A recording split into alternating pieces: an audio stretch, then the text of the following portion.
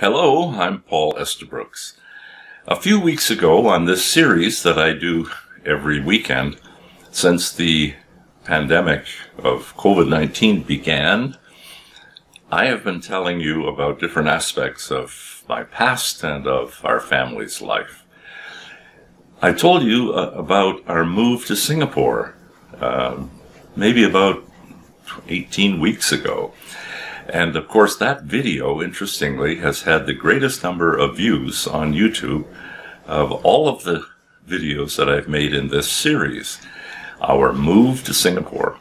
We had worked with Far East Broadcasting Company in the Philippines for the decade of the 1970s. And into 1980s, we started with Open Doors. And Open Doors asked us to move to Singapore in 1983. The year before, I began working there in order to establish an Open Doors office and regional center. And I wanted today to talk to you and share with you about the wonderful people with whom I worked in that city and some of the interesting things that happened at the Open Doors office in Singapore in the middle 1980s. So I mentioned on the previous tape that in 1982 we applied for registration in Singapore with not a lot of hope given to us that it would happen, but it did happen. And Open Doors was registered. I then received a work visa to be the Southeast Asia coordinator based in Singapore, working into Indonesia in the south and up into Thailand and Southeast Asia continent. On the north side of that island state, which happens to be located right at the tip of West Malaysia. I hired staff to do some work with us, of course. Now, our work there all began because a wonderful man named K.T. Kao, who was the head of Every Home for Christ, decided that our Open Doors magazine should be distributed to everybody on his mailing list. And he had a large mailing list, both in Singapore and up in Malaysia. And he said, I will mail it if you just pay the postage. And that was what began the work of Open Doors in Singapore. And the young lady who he employed at that time to do the mailings was named Au Lin. And she's the middle person in this picture of the first staff of Open Doors Singapore. On the left is Mr. Lau. I hired him to be the administrator, the office manager, and to look after all the financial aspects that needed to be cared for. On the right is Peter Goh. And Peter was employed to be our development man, to do church meetings and to challenge people to support the work being done with persecuted Christians around the world. Now, they were all Chinese folk. And Peter especially was a very articulate young man. He loved doing meetings. And being young, he was always welcomed into young people's meetings at many churches by this time that there were throughout the city of Singapore. And Peter would tell them about all that was happening in China, because with our contacts from our workers inside, we were constantly given information about what was going on. And people would ask Peter, you know so much about China. Have you been to China? Now, at that point, he hadn't been to China. But he would say to people, yes, I go to China every single day on my knees. And Peter was not joking. We would pray every day for China and for our work in China, the believers in China, and those that didn't know the Lord, that they would come to know the Lord.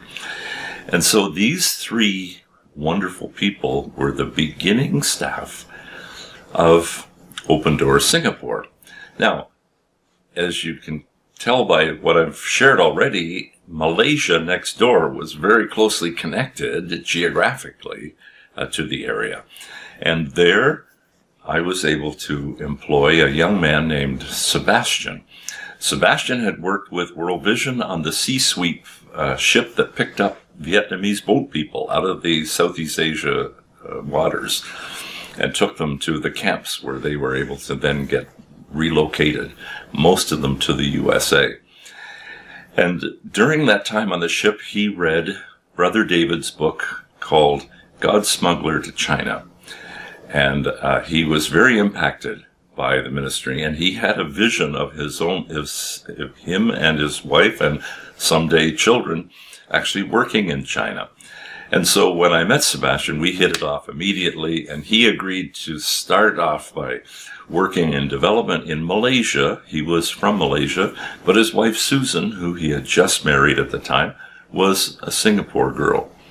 And he had connections through his military experience in Singapore as well. So Sebastian began working through a group of Christian guys who ran a bookstore in Klang, just outside of Kuala Lumpur, the capital, named LMO, Logos Media Outreach. Now, these are guys who had worked with Operation Mobilization on the Logos ship that would go from place to place having book ministry. When they came home, they started their own bookstore called LMO, which stood for Logos Media Outreach. And they were very open to the Ministry of Open Doors and to Sebastian. And they said, you could work under our umbrella here in Malaysia until you are registered officially as Open Doors. So Sebastian started working at LMO. And this picture shows him talking to Brother David, Doug Sutphin, who was our Asia director for all the years that I worked in Asia. And who is now with the Lord. He's the one who had that big vision for Project Pearl, delivering 1 million Bibles in one night into China for Christians who desperately needed scriptures. That happened on June the 18th, 1981, which I happened to coordinate and which I've told you about. If you haven't seen it, there are earlier videos in this series, 4 actually, because it's a long story. It took 4 videos to tell that whole story. Well, Sebastian became a key person in Open Doors from ever after the day he began. In Singapore, we were able, after I had moved there in 1983, we were able to establish a new office in the Peace Center, which was down on Selegi Road at Sophia, the corner of Selegi Road and Sophia Road. There was a kind of an older style shopping center called the Peace Center. We thought that was a great name. And because of the impact of LMO in Malaysia and of friends in the Philippines named Johnny C., who had a cassette Christian music ministry as well as books and things, we decided to have a front on the office as a retail center for Christian materials. And we called that front Jacob's Well. And this is the picture of the front of the office at the Peace Center. And Sophie, who became the young lady who ran that retail center for us. And we had books and all kinds of cassette tapes, music tracks for those who wanted music tracks for singing solos that were very popular in the early 1980s, which we got from the Philippines and from Johnny C.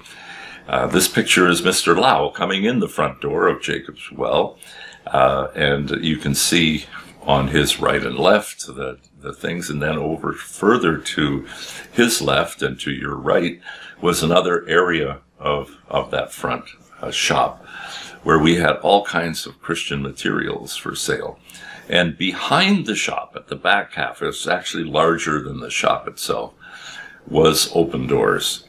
And that's where our offices were for those of us who work specifically with development work in Singapore for serving persecuted Christians through the ministry of Open Doors. The next person who joined us was Florence.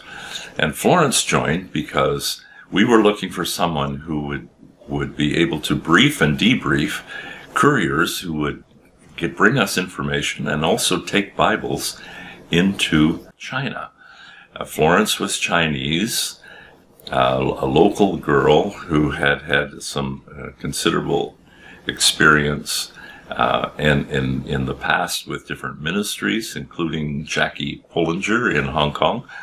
And Florence joined us in order to be that key person for China. And I will tell you a little later about how much she impacted our ministry there and what she was able to accomplish, and show you some pictures, more pictures of her. This picture is with her and Ao Lin, who joined us after leaving K.T. Kao's ministry in order to do all of our mailings and all of that aspect of donor receipting as well. And she was able to use our very first computer. We didn't know anything about computers much in 1983 or 84, but we had lots of volunteers. All of the mailing was done with dozens of volunteers that Ao Lin knew and had contact with, who would come and hang around our office and enjoy time with us. And there was another conference room in the Peace Center, which we were allowed to use for doing our mailings, and Ao Lin supervised all of that. She also did all the donor data processing on this first computer, floppy disk computer, if you can imagine.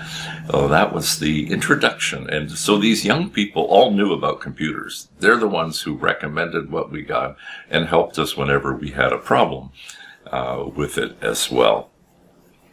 One of the things we did as a development team, we had a donor who made clothing and said, I would like to make you guys some jackets that you could wear. And so she made every one of us who worked for Open Doors a blue jacket.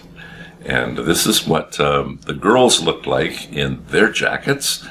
And you see Florence, of course, on the right. And then there's Susan, who was Sebastian's wife, Ao Lin, and then another staff person who joined us, who was Charlotte. And they are standing actually in front of that computer where that picture is being taken. An important aspect of our development program, and what brought us most notoriety in Singapore, was the visit of Mama and Papa Kwong. She was the one came from China. Her group were the ones who asked for Project Pearl, the Million Bibles, and who were the primary people involved in the actual distribution of those Bibles. And she came and shared her testimony and story in large meetings in Singapore, very impacting, because Singapore was heavily Chinese. At least 70%, at the time I lived there in the middle 80s, 70% of Singapore were Chinese people who spoke Mandarin. The only other country outside of mainland China where Mandarin was one of the official languages, and it was that of Singapore. There were then 15% of the population who were Malay and who spoke Malay and what we would call Malaysian English lah. And they were a major part of the country, although not nearly as large as that Chinese impact. And then there were 10% of the country who were from India, and then leaving a small percentage of expats from all over the world, like ourselves, from Canada, living in the country. And so our next development man after Peter Go was David.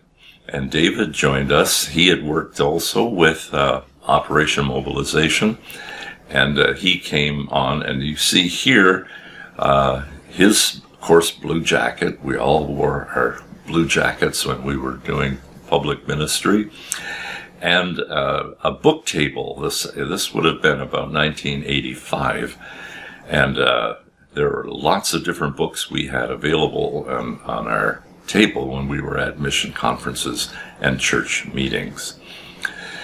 But the most significant thing about being in Singapore as a development base were all of these Christians in Singapore who were Chinese and had family or relatives back in mainland China.